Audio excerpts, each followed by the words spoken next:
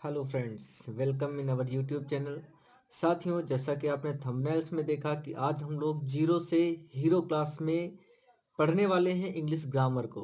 ठीक है साथियों, तो बिल्कुल आपको जीरो लेवल से ही सीखने का मौका मिलेगा और आज हम लोग बिल्कुल जीरो लेवल से ही सीखने वाले हैं। ठीक है साथियों, तो चलिए सबसे पहले चलते हैं इंग्लिश ग्रामर की स्पेलिंग की ओर, है ना।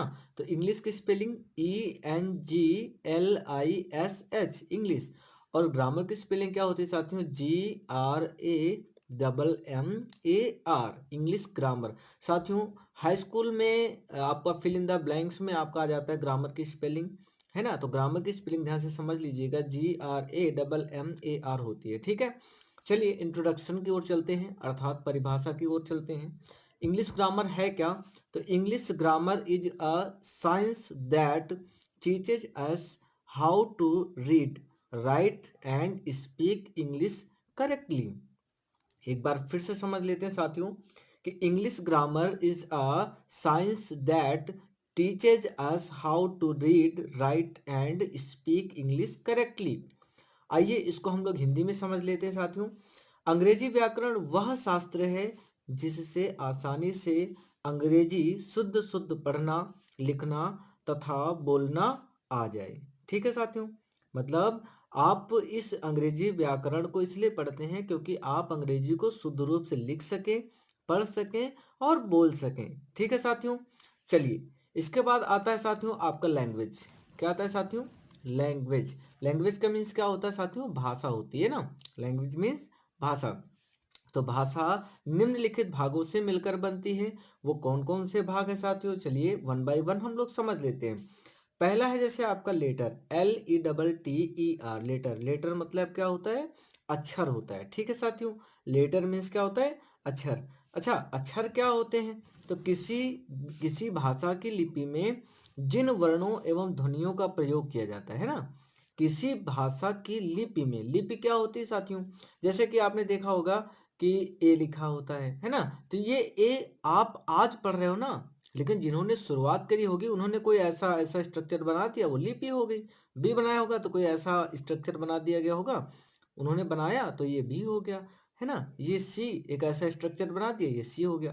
तो इन्हीं को ही क्या बोला गया? लिपि बोला गया। ठीक है, तो ए से लेकर जेड तक इन्होंने 26 लिपि बनाई थी और इन्हीं को हम ABCDEF ऐसे नाम से जानते हैं। ठीक है, तो किसी भाषा की लिपि में जिन वर्णों एवं ध्वनियों का प्रयोग किया जाता है, तो ये ध्वनियां ही तो हैं। ए बोल रहे हैं, बी बोल रहे हैं, ये ध्वनि है। ठीक है, इनका प्रयोग किया जाता है, उन्हें क्या कहते हैं? लेटर्स कहते हैं। क्या कहते हैं? लेटर्स, अर्थात अक्षर कहते हैं। ठीक है साथियों, और अंग्रेजी भाषा में आप जानते हो कि कितने अक्षर होते हैं टोटल? तो 26 अर्थात 26 अक्षर होते हैं। कितने होते हैं साथियों?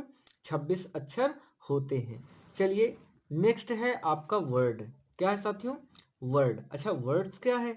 वर्ड्स का मतलब होता है शब्द, है ना। तो दो या दो से अधिक अक्षरों से मिलकर शब्द बनता है। क्या? दो या दो से अधिक अक्षरों से मिलकर शब्द बनता है, लेकिन एक कंडीशन दी गई है कि परंतु उसका अर्थ भावपूर्ण हो। अच्छा, इसका क्या मतलब हुआ? भावपूर्ण होने का मतलब ये हुआ कि आपको दो वर्ड तो मिले लेकिन उसका अर्थ निकलता हो, है ना। जैसे यहाँ पर क्या लिखा हो? CAT, cat.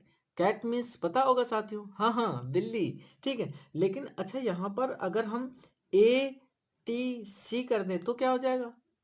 हाँ, इसका कोई अर्थ ही नहीं, क्योंकि देखो यहाँ आपके क्या है? अक्षर तो हैं और अक्षर का ग्रुप बना दिया गया, मतलब समूह बना दिया गया, लेकिन इसका अर्थ नहीं है, इसलिए ये शब्द नहीं है। ठीक है साथियों, इसका कोई अर्थ नहीं इसलिए शब्द नहीं। लेकिन यहाँ पर क्या है? CA और T, ये तीन आपके क्या हैं? अक्षर हैं, और इन अक्षर का एक ग्रुप बनाया गया।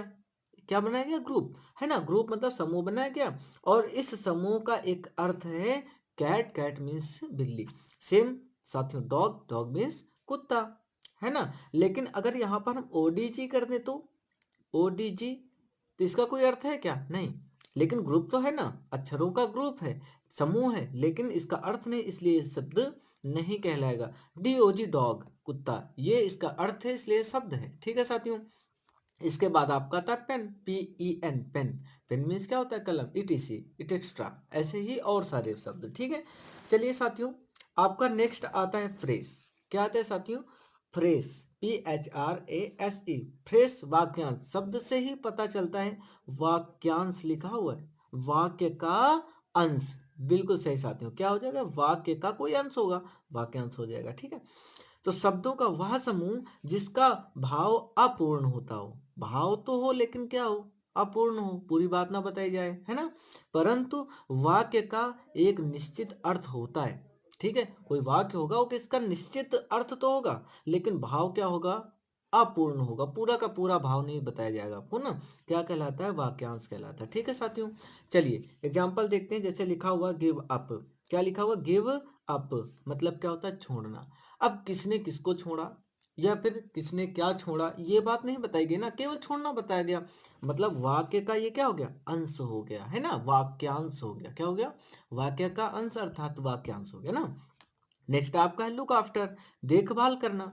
अच्छा, लुक आफ्टर देखभाल करना, कौन किसकी देखभाल कर रहा है ये पता ही नहीं है कि नहीं? तो आधा ही भाग तो बोला गया ना, मतलब भाव क्या हो गया? अपूर्ण हो गया, है कि नहीं? पूरा का पूरा भाव आपको नहीं बताया गया।